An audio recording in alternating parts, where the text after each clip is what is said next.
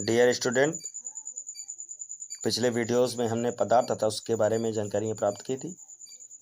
आज हम यौगिक के बारे में जानकारी प्राप्त करेंगे। आइए देखते हैं यौगिक क्या है। यौगिक वह शुद्ध पदार्थ है जो दो या दो से अधिक तत्वों के निश्चित अनुपात में संयोग से बनता है और जिसे उचित रासायनिक विधियों द्वारा दो या दो से अधिक सर्वथा गुणों वाले अवयवों या अवयव तत्वों में विभक्त किया जा सकता है। जैसे जल एक उदाहरण यौगिक है। अगर हम बात करें तो हम देखते हैं कि यौगिक जो होता है वो मिश्रण की तरह दो या दो से अधिक चीज़ों का समागम तो होता ही है, लेकिन यौगिक की एक क्वालिटी ये होती है कि यौगिक दो या दो से अधिक चीज़ें तो मिलाएगा, लेकिन उनका एक निश्चित मान होगा, उनका एक निश्चित अनुपात होगा कि उससे ज़्यादा ना तो मिलेंगे वो दोनों लोग और ना तो वो दोनों चीज़ें कम मिलेंगी। जैसे बात करी जाए जल, तो जल कैसे, जो अगर हम बात करें जल की तो हम देखते हैं कि जल कैसे बनता है। जल के लिए आवश्यक होती है हाइड्रोजन गैस, जल के लिए आवश्यक होती है हाइड्रोजन गैस और ऑक्सीजन गैस। अब हम अगर बात करें इनके निश्चितता की तो हम पाते हैं कि एक ऑक्सीजन की संयोजकता होती है 2, अर्थात एक ऑक्सीजन के साथ हाइड्रोजन 2 जुड़ सकते हैं। तो इसलिए हम देखते हैं कि एक हाइड्रोजन के साथ 2 हाइड्रोजन, एक ऑक्सीजन के साथ 2 हाइड्रोजन जुड़ गए, अर्थात ये क्या हो गया, एक यौगिक बन गया। एक क्या बन गया, यौगिक बन गया। अर्थात हम इसीलिए कहा जाता है कि जल क्या है, एक यौगिक है, क्योंकि जल में जो रसायन तत्वों ने भाग लिया है ऑक्सीजन और हाइड्रोजन, जल में जो दो तत्वों ने भाग लिया है ऑक्सीजन और हाइड्रोजन, इन दोनों का जो मान यानी संयोग हुआ है वो एक निश्चित तापमान के अनुसार हुआ है।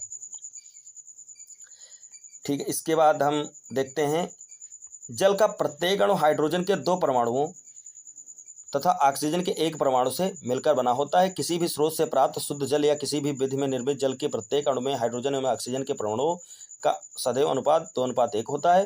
भार के विचार से यह अनुपात 18 होता है। जल के भीतर और रासायनिक गुण इसके अवयवी तत्वों हाइड्रोजन एवं ऑक्सीजन के गुणों से सर्वथा भिन्न होते हैं। शर्करा एक यौगिक है। इसका अणु कार्बन के 12 परमाणुओं, हाइड्रोजन के 22 परमाणुओं और ऑक्सीजन के 11 परमाणुओं के परस्पर रासायनिक संयोग से बनता है। इसका सूत्र क्या होता है, CH13H22O11। अब ये भी देख लीजिएगा, जो शर्करा यौगिक होता है वो शर्करा भी एक यौगिक है, क्योंकि जो कार्बन होता है उसमें 13 कार्बन के तत्व होते हैं, कार्बन 13 अणु होते हैं। हाइड्रोजन के 22 तत्व होते हैं, हाइड्रोजन के 22 तत्व होते हैं और ऑक्सीजन के 11 तत्व होते हैं। अच्छा, अगर ये कार्बन के तत्व अणु और हाइड्रोजन के अणु और ऑक्सीजन के अणु अगर बढ़ जाएं या कम हो जाएं तो क्या ये शर्करा रहेगी, नहीं रहेगी। यौगिक है तो ये इनका जो मान है वो क्या है, एक निश्चित मान है और यही निश्चित मान रहेगा, यानी निश्चित मान है तो ये यौगिक है। आपको समझ में आ गया? ठीक है, इसके बाद हम बात करते हैं शुद्ध पदार्थ की। शुद्ध पदार्थ किसे कहते हैं, तो हम देखते हैं कि शुद्ध पदार्थ क्या होता है। सबसे पहले हम देखते हैं कि ऐसे पदार्थ जिनमें एक ही प्रकार के घटक या अवयव होते हैं उन्हें शुद्ध पदार्थ कहते हैं। जैसे लोहा, सोना, जल, ऑक्सीजन आदि। शुद्ध पदार्थ 2 प्रकार के होते हैं, तत्व एवं यौगिक।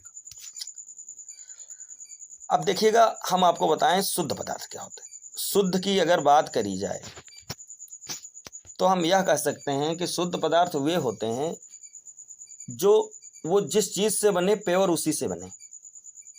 जैसे कि बात की जाए, हम बात करें ईंट की, या हम बात करें मान लीजिए किसी भी तत्व से बनी कोई चीज़, जैसे कि मान लीजिए आभूषण बनते हैं। आभूषण, तो जो आभूषण बनते हैं तो ये काहे के बनते हैं, सोने चांदी के बनते हैं, यानी धातुओं से बनते हैं।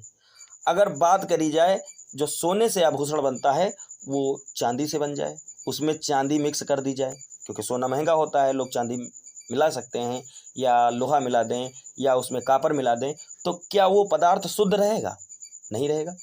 क्योंकि वो जिस तत्व से बनना चाहिए उसको उससे नहीं बना है ना, उसमें क्या कर दिया गया, उसमें मिलावट कर दी गई। और जब किसी चीज़ में मिलावट कर दी जाती है वो पदार्थ क्या शुद्ध पदार्थ रहता, नहीं रहता। समझ में आ गया? ठीक है, इसके बाद हम देखते हैं कि तत्व किसे कहते हैं। तो हम अगर बात करें तत्व की तो हम देखते हैं कि तत्व वह मौलिक पदार्थ है। तत्व क्या है, तत्व वह मौलिक पदार्थ है जिसे किसी भी भौतिक या रासायनिक विधि द्वारा ना तो दो या दो से अधिक सर्वथा भिन्न गुणों वाले पदार्थ में विभक्त किया जा सकता है और ना ही दो या दो से अधिक पदार्थों के बीच संयोग कराकर संश्लेषित किया जा सकता है। दूसरे शब्दों में वह पदार्थ जो एक ही प्रकार के परमाणुओं से मिलकर बना होता है तत्व कहलाता है। हम आपको बता दें तत्व क्या होता है, एक दूसरे मेथड समझिए। आपको बताएं कि जैसे ईंट बनती, तो ईंट काहे से बनती? मिट्टी से बनती। तो जो वो मिट्टी है, जो मिट्टी है वो मिट्टी क्या है? एक तत्व है। मिट्टी तत्व क्यों है? क्योंकि अगर मिट्टी में मिट्टी के टुकड़े हम करते जाएं तो उसकी मात्रा तो कम होती जाएगी, लेकिन क्या मिट्टी अपना गुण बदल देगी? नहीं बदलेगी, वो तत्व है। अगर बात करें हम लोहे की, अगर हम बात करें लोहे की, तो लोहा क्या है? एक तत्व है। लोहा क्या है? लोहा एक तत्व है। क्यों तत्व है? क्योंकि अगर मान लीजिए लोहे का हम छोटे से छोटा टुकड़ा कर दें और उसके टुकड़े कर दें और उसके टुकड़े कर दें, लेकिन लोहे का जो गुण है वो उसके लास्ट वाले भाग तक भी विद्यमान रहेगा, अर्थात वो क्या है? एक तत्व है। क्योंकि वो तत्व है, और तत्व इसलिए है क्योंकि तत्व का मतलब ये होता है, यहाँ पर हमने डिफिनेशन में पढ़ा था कि जिसे किसी भी भौतिक या रासायनिक विधि द्वारा न तो दो या दो से अधिक सर्वथा भिन्न गुणों वाले पदार्थों में विभाजित किया जा सकता। अर्थात ये कह सकते हो कि उनके तत्वों को तोड़ने के बाद भी उनके गुणों में विभाजित नहीं किया जा सकता, और ना ही दो या दो से अधिक पदार्थों के बीच संयोग कराकर संश्लेषित किया जा सकता है। अब मान लीजिए एक लोहे का कोई पीस है आपके पास, उसके दो भाग कर लो और दोनों के बीच क्रिया करवा दो, तो क्या तीसरा पदार्थ बनेगा? नहीं बनेगा। वो दोनों एक में जुड़ के एक ही पदार्थ वही बनाएंगे जो पुराना है। समझ में आ गया आपको? फिर क्या कह रहा है दूसरे शब्दों में? वह पदार्थ जो एक ही प्रकार के परमाणुओं से मिलकर बना होता तत्व कहलाता है। अब एक ही परमाणु, मान लीजिए लोहे का पीस हो गया या चांदी का पीस हो गया, कोई आप टुकड़ा उठा लें और उसको तोड़ के देखें, तो जैसा टुकड़ा आप स्टार्टिंग में पाएंगे वैसे टुकड़ा बीच में होगा, वैसे टुकड़ा एक किनारे होगा, उसी प्रकार का। ठीक है। इसके बाद हम देखते हैं कि इलेक्ट्रॉनिक संरचना के अनुसार तत्व वह पदार्थ है जिससे प्रत्येक परमाणु का नाभिक आवेश समान होता है। हाइड्रोजन, ऑक्सीजन, नाइट्रोजन, सोडियम, लोहा, तांबा, सोना, चांदी, प्लेटिनम आदि तत्वों के प्रमुख उदाहरण। तत्व दो प्रकार के होते हैं, धातु और अधातु। अब आपको बताएं तत्व क्या होते हैं। तत्व वो होते हैं जिनके परमाणु का नाभिक आवेश क्या होता है? समान होता है। इसके परमाणु का जो नाभिक आवेश होता है वो समान। एक तत्व का एक परमाणु नाभिक आवेश क्या होता है? समान होता है। बिल्कुल सही बात है। और अगर बात करें धातु की, तो क्या कहता है कि तत्व दो प्रकार के होते हैं। तत्व कितने प्रकार के होते हैं? दो प्रकार के होते हैं। एक होती है धातु और एक होती है अधातु। ठीक, धन्यवाद। इसके बाद हम बात करते हैं तत्व और यौगिक में अंतर क्या होता है। देखते हैं। लिखा है कि तत्व वह शुद्ध पदार्थ है जो समान परमाणुओं वाले एक ही प्रकार के परमाणुओं से मिलकर बना होता है।